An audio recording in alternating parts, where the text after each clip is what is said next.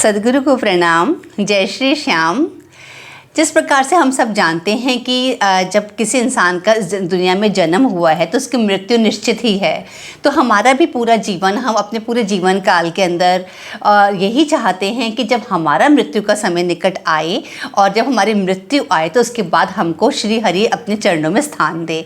तो उसके लिए हम अपने आजीवन हम भक्ति करते हैं, पूजा पाठ करते हैं, दीन दुखियों की मदद करते हैं, क्योंकि हम ये चाहते हैं कि अपने जीवन काल के अंदर हम सभी अच्छे काम करें जिससे उसका फल हमको अच्छा ही प्राप्त हो। तो श्रीमद् भागवतम महापुराण के अंदर जब अंत समय निकट आता है तो उस समय अंत समय पर किसी भी प्राणी को क्या करना चाहिए जिससे उसको मोक्ष की प्राप्ति होती है। तो आज के एपिसोड में मैं आपको ये बताने वाली हूँ। तो शुरू करते हैं। श्रीमद् भागवतम महापुराण के चतुर्थ स्कंध के अंदर राजा पृथु की कहानी दी गई है। राजा पृथु, जैसे मैं आपको पहले बता चुकी हूँ कि भगवान विष्णु के 24 अवतारों में से 10वां अवतार जो था वो राजा पृथु का था। तो राजा पृथु के बारे में, क्योंकि आज हम राजा पृथु की ही बात करने वाले हैं, इसके अंदर मेरा जो उद्देश्य है आज का एपिसोड बनाने का वो ये है, इसमें दो बातें छिपी हुई हैं। एक तो जो मैंने अभी बोला कि मैं इस पर फोकस कर रही हूँ कि हम सबको ये पता होना चाहिए कि मृत्यु शैया पर जब कोई व्यक्ति पहुँच जाता है तो उसके घर वाले या वो खुद स्वयं अगर इतने होश में वो व्यक्ति है और वो अपने आप भी कुछ हिम्मत करके अपने प्राणों को कैसे त्याग कर सकता है, और अगर उसमें कोई ऐसा कारणवश वो बीमार है या वो नहीं कर सकता तो उसके घर वाले ऐसा क्या कार्य करें जिससे उस मृत्युशैया पर पड़े हुए व्यक्ति को मोक्ष की प्राप्ति हो। एक तो मेरा उद्देश्य यही है, और दूसरा उद्देश्य ये है कि भगवान के जितने भी प्रचलित अवतार हैं उनमें बहुत सारे अवतारों के बारे में हम जानते हैं, मगर कुछ अवतार ऐसे हैं जिसमें से एक राजा पृथु का भी अवतार है जिसके बारे में हम बहुत कुछ नहीं जानते हैं, जबकि श्रीमद् भागवतम महापुराण के अंदर इसके बारे में बहुत ही अच्छा दे रखा है। तो आज के एपिसोड के अंदर मैं इन दोनों उद्देश्यों की पूर्ति करने वाली हूँ। तो राजा पृथु जो थे, इनका चरितार्थ है जो वो चतुर्थ स्कंध में दिया गया है। राजा पृथु अब थे कौन? राजा पृथु जो थे क्योंकि एक तो मैंने बता दिया कि भगवान विष्णु के अवतार थे, मगर कौन से वंशज के अंदर हुए थे मैं थोड़ा सा आपको वो भी बताना चाहती हूँ। जैसे ब्रह्मा जी से हम इस पूरी यूनिवर्स की सृष्टि की शुरुआत मानते हैं, तो ब्रह्मा जी का मैंने बहुत सारे अपने एपिसोड्स के अंदर, क्योंकि जब भी हम ब्रह्मा जी की, हम सभी जानते हैं कि ब्रह्मा जी सबसे पहले उत्पन्न हुए, उन्हीं के बाद ये पूरा पृथ्वी पर मतलब प्राणियों की उत्पत्ति हुई है। तो ब्रह्मा जी के शरीर के दो विभाग हुए थे, जिसमें से स्वयंभुव मनु और शतरूपा का जोड़ा निकला था।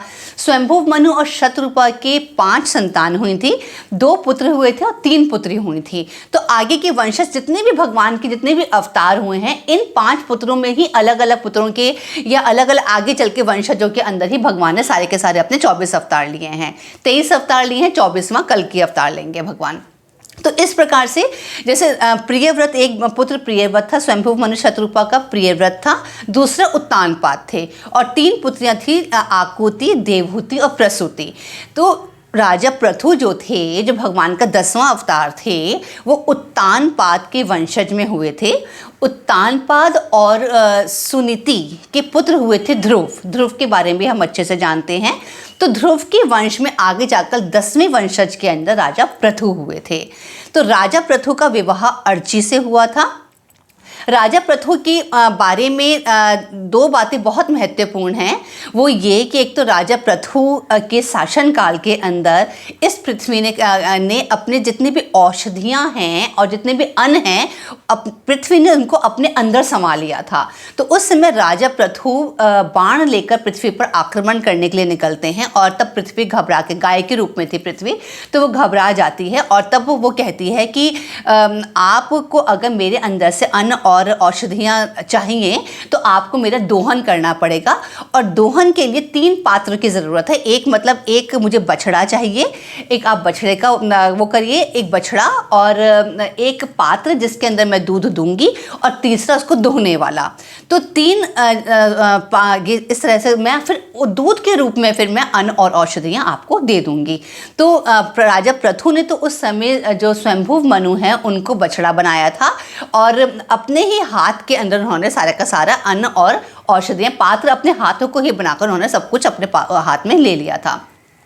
मगर उस समय जितने भी ऋषि मुनि हैं, गंधर्व, विद्याधर, यक्ष, राक्षस, ये सभी ने ही उस समय किसी न किसी को अपने जितना भी उनको यथोचित तरीके से उन्होंने पात्र बनाया था, बछड़ा बनाया था और दूहने वाला बनाया था, और जिस जिसको जो जो चाहिए था दूध के रूप में उन्होंने सब कुछ अपने लिए ग्रहण करा था। तो एक तो ये बात ये बहुत इंपॉर्टेंट हो गई। दूसरी बात ये कि राजा पृथु के लिए कहा जाता है इन्होंने 100 अश्वमेध यज्ञ करने थे, मगर उनके 99 अश्वमेध यज्ञ ही हो पाए थे।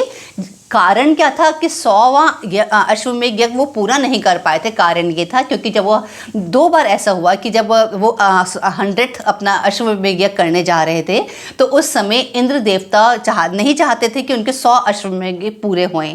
तो इंद्र देवता आके उनके अश्व को हर के ले जाते हैं, और दूसरी बार भी इंद्र देवता ही हर के लेकर जाते हैं। तो पहली बार जब हर के लेकर जाते हैं तो उनका जो पुत्र था, राजा पृथु के जो पुत्र थे, विजिताश्व नाम था उनका, तो विजिताश्व जो है वो ऋषि मुनि के कहने पर जो इंद्र देवता है उनके पीछे जाते हैं आकाश में और उनसे अश्व वापस लेकर आते हैं।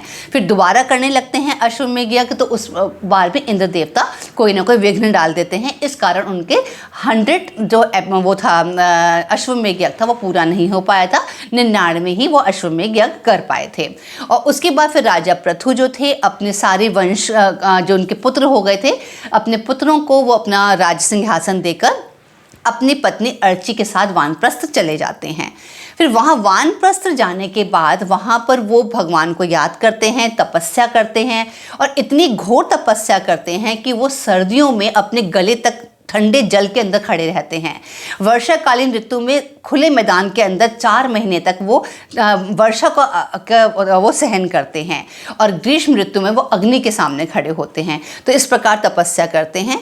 और जो सनत कुमार, जो सनकादि ऋषियों में एक ऋषि हैं सनत कुमार जी वहाँ पर आते हैं और उनको वहाँ पर वो उपदेश करते हैं कि श्री हरि को किस प्रकार से प्राप्त किया जा सकता है। सनत कुमार जी के कहे अनुसार राजा पृथु उसके बाद अपने प्राणों को स्व इच्छा से समाप्त कर देते हैं।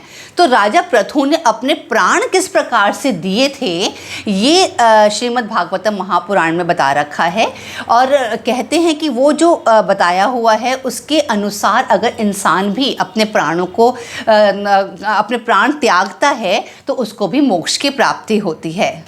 क्योंकि राजा पृथु बहुत बड़े तपस्वी थे और बहुत बड़े ज्ञानी थे और भगवान के ही अवतार थे, इसलिए उन्होंने जो प्राण त्यागे थे, प्राणों के त्याग की विधि मैं आपको पहले भी बहुत सारे एपिसोड में बता चुकी हूँ। क्योंकि श्रीमद् भागवतम में एक बार नहीं अनेकों बार इस विधि के बारे में बताया गया है। तो जिसके अंदर अपनी किस प्रकार से प्राण वायु को ब्रह्मरंध्र तक लेकर जाया जाता है, नाभि चक्र तक, फिर वक्षस्थल, हृदय, कंठ, मस्तक तक, उसके बाद ब्रह्मरंध्र तक। तो इस प्रकार से प्राण वायु को ऊपर लेकर जाया जाता है। उसके बाद जैसे हमारे शरीर में 5 एलिमेंट्स है, इन 5 एलिमेंट्स को यूनिवर्स के 5 एलिमेंट्स के साथ मिला दिया जाता है और उसके बाद अपने प्राणों को स्वेच्छा से त्याग दिया जाता है। तो राजा पृथु ने इसी प्रकार से अपने प्राण त्यागे थे। मगर हमारे लिए क्या ज़रूरी है, क्योंकि अगर हम इस प्रकार से सोचें कि हम प्राण त्याग सकते हैं तो ये हमारे लिए बहुत ही मुश्किल काम है। तो श्रीमद् भागवतम महापुराण में बताया गया है कि जो भी व्यक्ति मृत्युशैया पर लेटा हुआ है, अगर वो थोड़ी बहुत भी कोशिश करे, कोशिश मात्र से अगर इस तरीके को फॉलो करना चाहे तो वो फॉलो ज़रूर कर सकता है।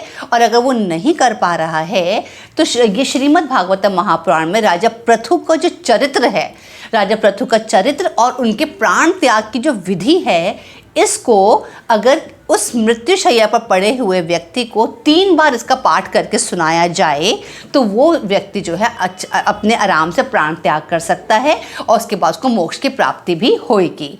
तो ये बहुत अच्छे से बताया गया है उसके अंदर।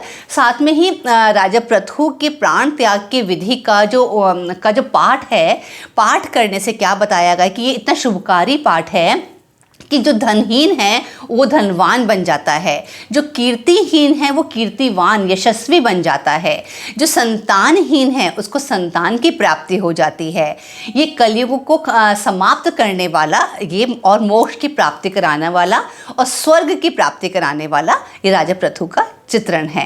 तो इस प्रकार से जो राजा पृथु हैं उनका चरितार्थ जो है, जो चित्रण है, उसको मैंने आज आपको बताया है थोड़ा बहुत, जिससे आपको समझ आ सके कि राजा पृथु कौन थे और उनका चरित्र है वो हमारे लिए क्यों इतना इम्पॉर्टेंट है। उम्मीद करती हूँ आज का एपिसोड आपको अच्छा लगा होगा। अपने नेक्स्ट एपिसोड में दोबारा आपसे मिलती हूँ, तब तक के लिए हरि ओम तत्सत।